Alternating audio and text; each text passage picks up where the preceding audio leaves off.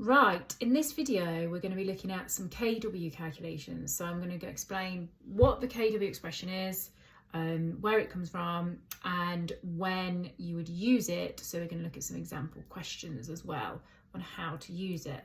So we'll start off with just going over what is the kW. Well, kW is called the ionic product of water. In simpler terms, it's basically the dissociation constant for water. So very much like a weak acid, water partially dissociates. However, it very partially dissociates, which means not very many of the water molecules will actually dissociate. Only a small handful of them will dissociate. And water will dissociate into H plus ions and OH minus ions as shown in the equation there. Now, obviously this is a reversible process, hence why they only partially dissociate, because not all of the molecules dissociate. Hence why we're going to need an equilibrium constant for the dissociation of water, and that equilibrium constant is Kw. Now, based on that dissociation equation there for water that I've written, the expected Kc expression would be this one here, because remember we normally take the concentration of the reactants and we divide them by the concentration of the products. However, we assume that the concentration of water remains constant, or any changes in the concentration of water is negligible. Now, as a result of that, we don't actually include water in our Kc or Kw expression. So your Kw expression that you're going to be using is just this one here. So it's Kw equals concentration of H plus ions times the concentration of hydroxide ions. Now, at 298 Kelvin, Kw has a value. I'm not going to go into explain why this is the value at 298 Kelvin in this video, but a lot of examples this is given to you. I know in the OCI example it's given the data book. AQA will usually give this number in the question in brackets, but it's really useful if you can just learn and memorize this number. So this is the value of Kw at 298 Kelvin. So it's 1 times 10 to the minus 14, and then obviously I've included the units there. Now, there are two different scenarios when you're going to be using the Kw expression, and it all depends on whether the question is asking about water or whether the question is asking about strong alkalis. So we'll have a look at water first. So in this topic, so in the whole acid-base equilibrium topic, and I'll do more videos on other calculations, there are lots of assumptions that are made, and you need to be aware of those assumptions and how those assumptions impact on the expressions that we use in our calculations. So with water, we assume that the concentration of the H plus ions is always equal to the concentration of the hydroxide ions, because water is a neutral solution. So if something is neutral, that means the acidic protons, so the H plus ions, must cancel out or balance out with the alkaline hydroxide ions. Okay, so those concentrations need to be equal. If a solution was acidic, you would expect more H plus ions than hydroxide ions, and if a solution was alkaline, you'd expect there to be more hydroxide ions than H plus ions. So we always assume that water is neutral, and that is regardless of its pH. So you're told at a very young age, pH of water is 7. That only applies at 298 Kelvin. So the pH of water doesn't always have to be 7, but it's still neutral, okay? Now, as a result of that, we can simplify the Kw expression to H plus squared. So we can get rid of the hydroxide ions and just do H plus squared instead. Because if you're timesing the same number by itself, you're basically squaring it. So we can simplify it from Kw equals H plus times OH minus to Kw equals H plus squared. So that is what you'll be using if you're asked about water. Now, if it wants the pH of water, remembering that to calculate pH, it's minus log to the base 10 concentration of H plus. So you're going to need the concentration of the H plus ions. So you'd have to rearrange that Kw expression to give you H plus ions, which would simply be H plus equals the square root of Kw. So that's what you'll be using when we have questions involving water. The other scenario then is if we have questions involving strong alkalis. Now, you are expected to know that a strong alkali is basically the majority of metal hydroxides. They won't tell you in the question, in the exam question, or most examples won't tell you that it's an alkali. So you have to know that metal hydroxide are alkalis. Your common ones, sodium hydroxide, potassium hydroxide, strontium hydroxide. Okay, so you need to know their alkalis. Now, strong alkalis fully dissociate in water. Okay, and here's an example of a group 1 alkali. We've got sodium hydroxide, NaOH, that will fully dissociate into Na plus ions and hydroxide ions.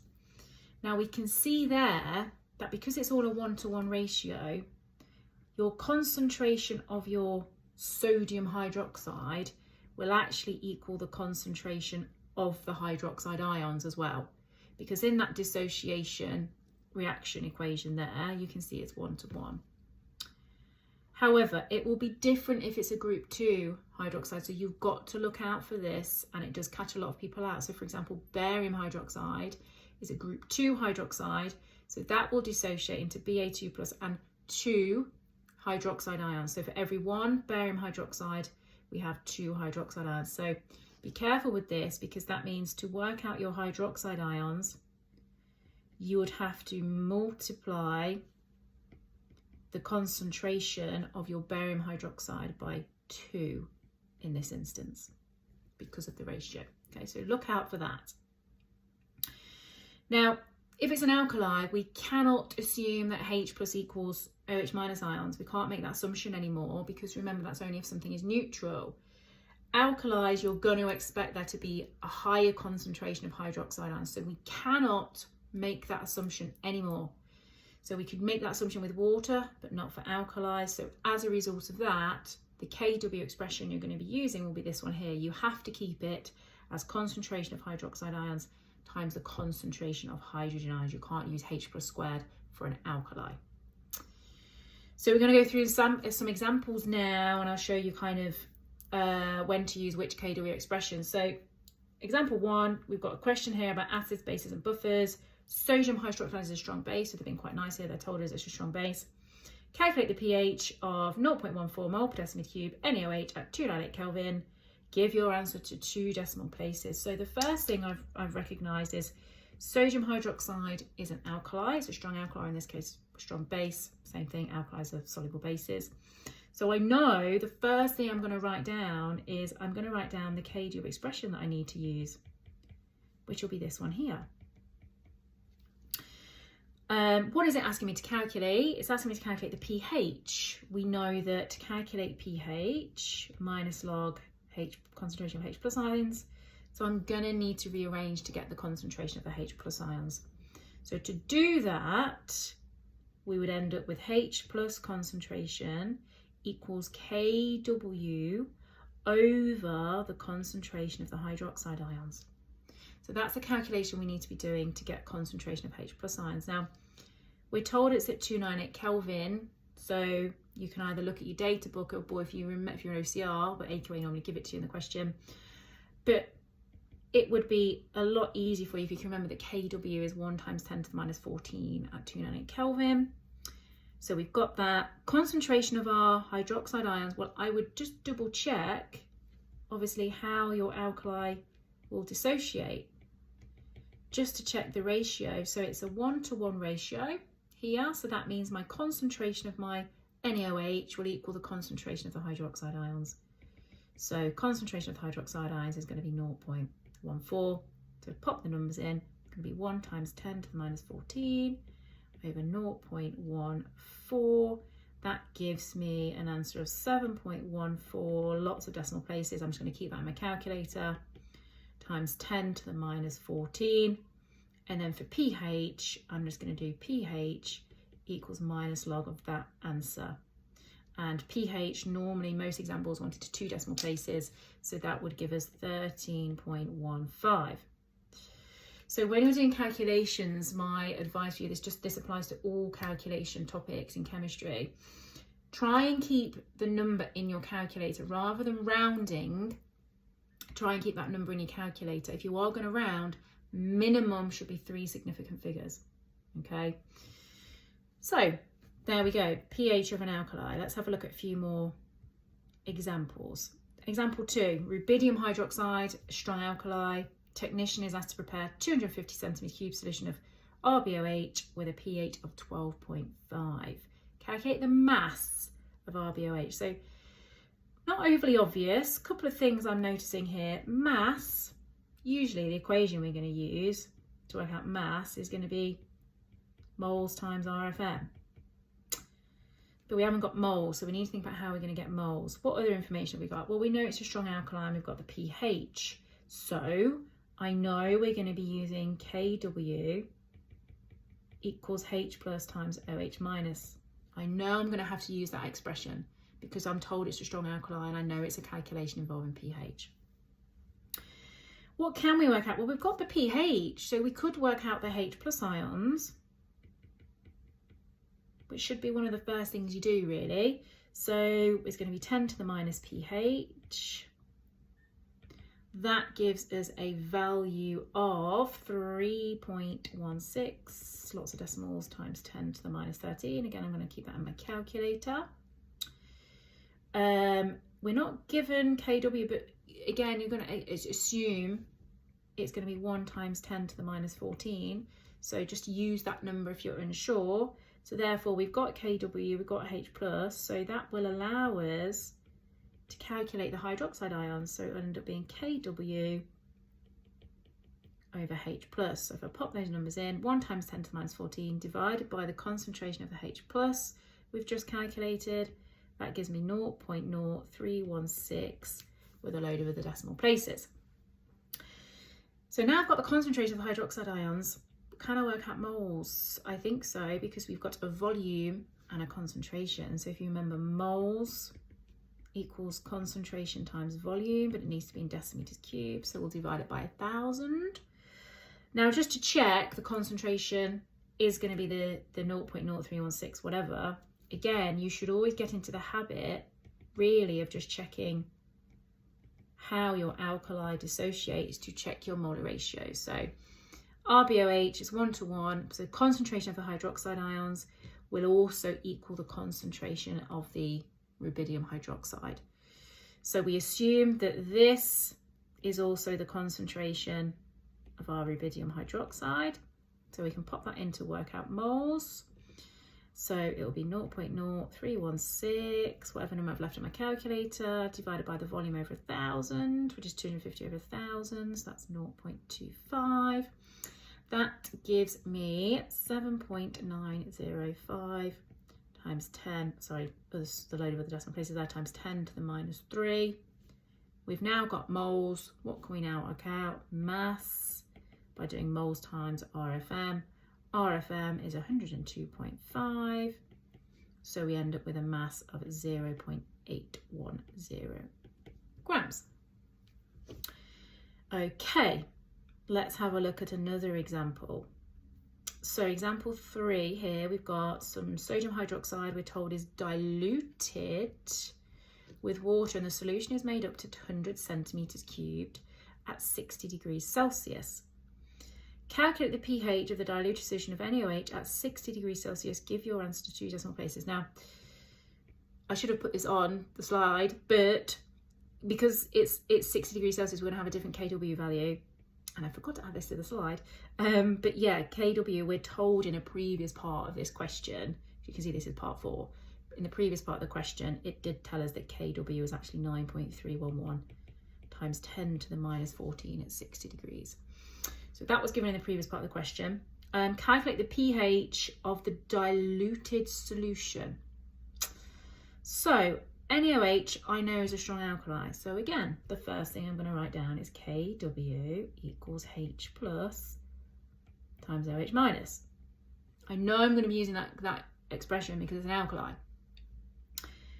It wants pH. So to get pH, I need H plus. Rearrange it. Kw over OH minus ions. We've been given the Kw in the previous part of the question, we just need concentration of hydroxide ions. Now we've got a problem here because we can't use that concentration we've been given. And that's because that's the concentration of 20 centimeters cubed of the NaOH. But our diluted solution is 100 centimeters cubed. So we've got to work out the new concentration after we've added the extra water to make it 100 centimeters cubed. Now there's different ways you can do this. I would advise doing it this way. I'd always calculate moles of the original solution first by doing concentration times volume over 1,000. So that would be 0.027 times 20 over 1,000. That will give me moles of 5.4 times 10 to the minus 4. So that's the moles of the sodium hydroxide. And now I've got the moles, I can work out the new concentration when it's been diluted. So of the 100 centimeters cubed. So to work out our new concentration, obviously you're going to take your moles and you divide it by volume, which has been divided by 1,000 because it needs to be deciliters cubed. So it'll be 5.4 times 10 to the minus 3, 4. And then it will be divided by 0.1 because that'll be the decimeter cubed. That gets us 5.4 times 10 to the minus 3, because that looks messy. So that's our new concentration of the diluted solution. And now we can just check if that's going to be our concentration of our hydroxide ions, which I believe it is, because NaOH again is a group 1 hydroxide. So when it dissociates, it's a 1-to-1 ratio. So that is also the concentration of our hydroxide ions. So now we've got our hydroxide ions, we can pop it into the expression. So Kw, which is the 9.311 times 10 to the minus 14, over the hydroxide ions, 5.4 times 10 to the minus 3. That will give us a number, which you might have to check in your calculator because I haven't written it down. And then it's going to be pH equals minus log of that number. Sorry about that, but you can probably check that on your own. Make sure your pH is 2 decimal places. Final example we're going to look at is a question involving water, because we haven't looked at one involving water yet. So here we go. We've got the dissociation of water is measured by the ionic product of water, Kw. The value of Kw varies with temperature as shown in the graph below. So we've got a graph, we've got temperature on the X, Kw values on the Y. Calculate the pH of water at a body temperature of 37 degrees. Now this is water. So the first thing I'm going to write down is Kw equals H plus squared. Because remember, we assume the concentration of hydrogen ions and hydroxide ions are the same. So this is our expression. And it wants pH. So again, we need H plus ions. So if we rearrange that, that will give us square root Kw. So I need H plus ions. How are we going to do that? Well, I need to know Kw then, don't we, at 37 degrees. So we go up from the graph. So 39, 38, 37. Go across. You guys should be using a ruler. Looks like 2.3. Now this is an OCR question. OCR students, be careful. OCR love to put, if it's standard form, they love to put it in the headings of tables and on the labels on graphs. So just be careful of that. So it's actually 2.3 times 10 to the minus 14. So all I need to do to work out H plus is basically do the square root of that, which is 1.516, lots of decimal places, times 10 to the minus 7. If I then, to work out pH, do minus log of that answer, that gets me to 2 decimal places, 6.82. So that's an example involving water. And remember, the Kw expression changes to H plus squared because of what we discussed earlier. And hopefully that was helpful.